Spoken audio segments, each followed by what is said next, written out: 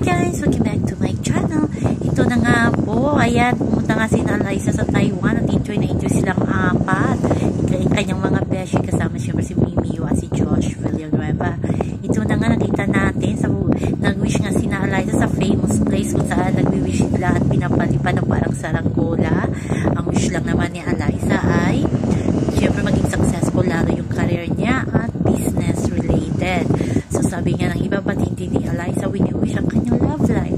Siyempre minsan talaga dumarating na lang talaga sa hindi inaasahang panahon ang iyong love life. Siguro okay na yan kayo kung may darating man hindi sa 2024. Ang importante talaga ang career niya muna ngayon. Nakafocus siya sa kanyang mga business.